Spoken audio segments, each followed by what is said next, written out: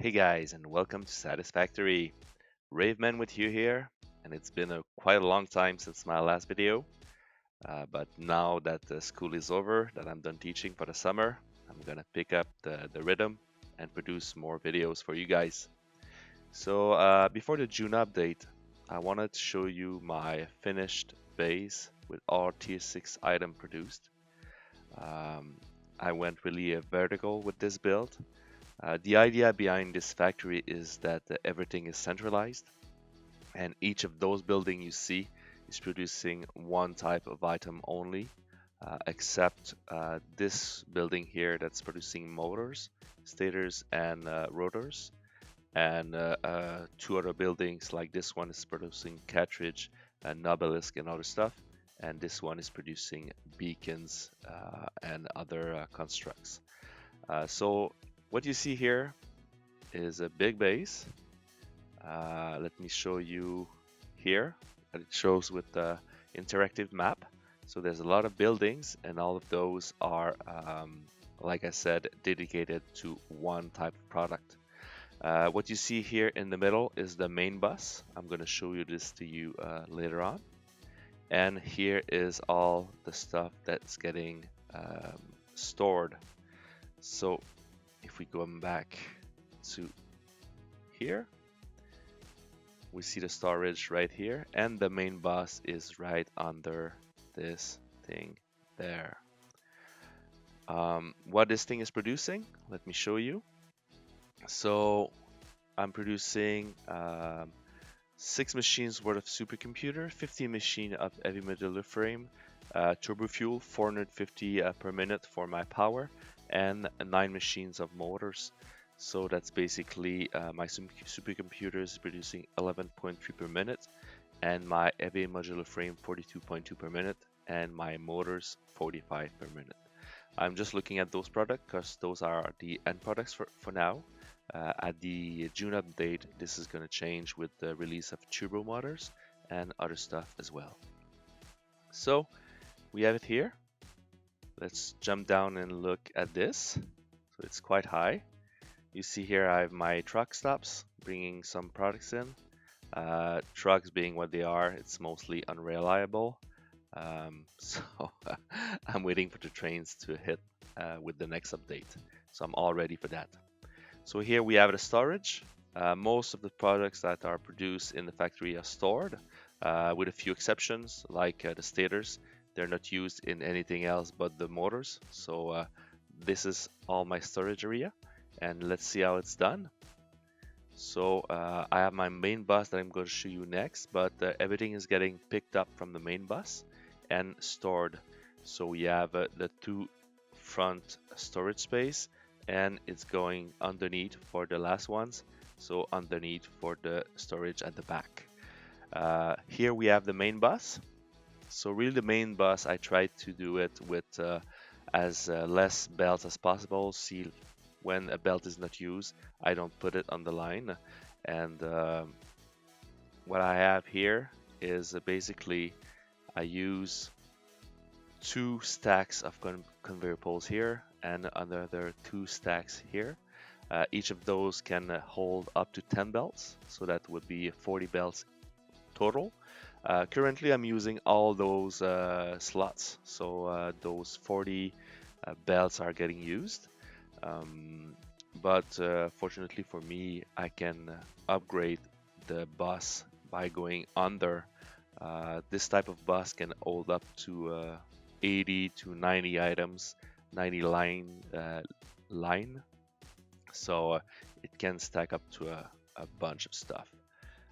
And you see here, everything is getting picked up and getting stored. So I have a bunch of space left to upgrade. Here we can see all the stuff that's getting picked by the bus and brought in the factory.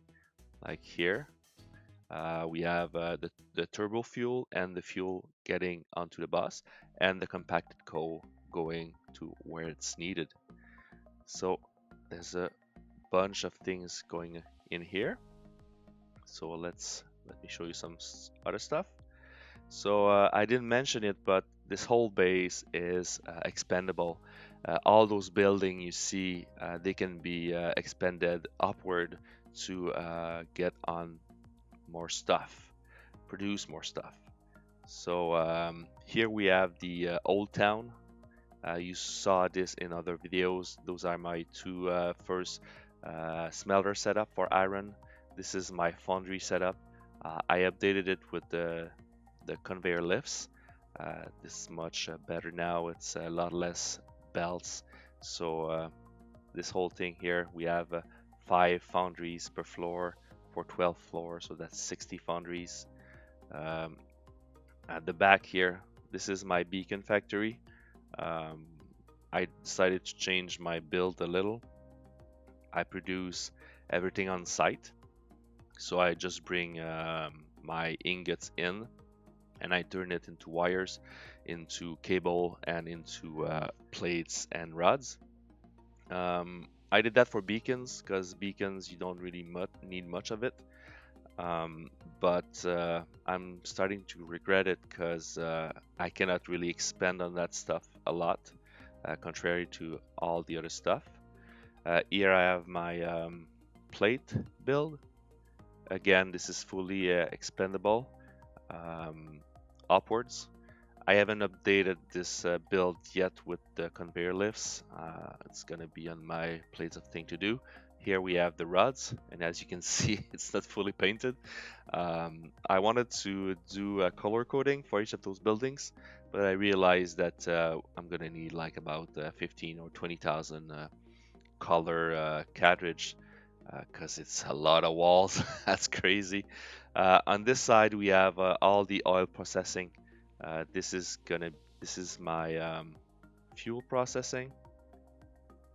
Again, it's fully upgradable. This is 3 oil refineries per floor, and again, I can stack it up. This belt here is just for show. It's just for a base tour. Here we have my turbo fuel being made for my power plant. Here we have the plastic, again fully stackable. Everything with all refineries I went with 3 per floor. Like this one here that's producing rubber. Again, that's a 3 per floor build. So I'm going quick right now because I'm gonna make dedicated videos for all the production. So what's going on here? It's all red. No power. Yeah, I forgot to plug this one in. Let's do that right away. There you go. Okay, so let me show you my power plant. So the green here is for the circuit boards. Let me know, guys, if you you like those colors. I'm not sure about it. See, there's some purple over there, some green. I'm not sure if I should really do a color coding. So let's see here. Like you can, this one is quick wire. This one is the circuit board, the upgraded one, the high-speed connector. And here you have the one with the crystal, the oscillator, crystal oscillator. And this is my power plants. So here I decided to go with a 10 power generator per floor with 10 floors, so we reach a total power of 15 megawatt. Currently it's only consuming 1.5 megawatt, 15,000 sorry, and 1700 here. Everything is running slow now because all my storage are full, but when I empty everything, it requires about 12 or 13,000 megawatts. But the thing is, my computer is quite slow, and everything goes on to a crawl. I get about like between 5 and 10 FPS when everything is running. So I hope with the update, this is gonna change, and I'm getting a new computer next month. So for the next video, everything should be better. So here we have all that is steel related, steel ingot, steel pipe, and the next building is the encased beams. Here we have the supercomputers. I really like this design for the manufacturer, and I'm gonna make a video about it. But really, we have two manufacturer per floor, and everything is gets stacked. And let's see here, I use the belts, the lifts to feed the manufacturers, and my next video is going to be much clearer than that. But basically, you get two manufacturers per floor, and everything, as I said, can be stackable. You just bring more product up the line. Here we have some of the raw products coming in, the ores, this coal, um, it's getting feed in there, and I walk on all the stuff that is needed. Uh, see, everything goes under the floor. Everything is getting fed under the floor, so I don't see anything on the above. And here we can see the bus again. It's quite long. And everything is I try to hide everything, but really it's just the sheer number of belts and foundation and stuff. It's slowing my computer a lot, even though all my factories are are walled in, like this one here. This one is producing the pipes, so everything is walled in, but it's really tough on my computer. My computer is too old, and I think the game is not optimized yet. So really, all those buildings are dedicated, as I mentioned, is and are stackable. So in the next series, I'm gonna start with the June update. I'm gonna expand on this base. So everything that is needed for nuclear product, for the aluminum, is gonna be put here, probably down the bus line. And if I need more product, I'm just gonna upgrade the existing buildings instead of building new ones. So really, I want to show you that the centralized base can be used with great efficiency. That you can build some stuff that is upgradable. So really, I won't need any more space for any of the stuff that is produced here. I'm just gonna build upward. And with the trains, a centralized base make a lot of sense. Here up there we have the truck stop. Let me show you. This is my personal elevator. It takes quite a little bit of jumps to get up. I'm gonna go up to the top where I started the video. And just so you know, I'm gonna make a dedicated video for each of my designs. So one for constructor, one for foundries, one for smelters and stuff like that. And I'm gonna also do a tutorial on trucks, because really with the issue with FPS, belts, getting belts in for all your products is gonna slow the game down a lot. So I use trucks. They are unreliable right now, but still they can be used to great effect to replace the belts. I use one truck to replace 2 or 3 belts. I'm gonna show you how in some next video. And for the rest, I think this is going to be replaced with trains. I hope to do a train station over there, and all the products are going to come in there, and I'm going to do a bus just for raw resources getting into the main factory. You see my coal here is getting onto this track here with belts. This is going to all go.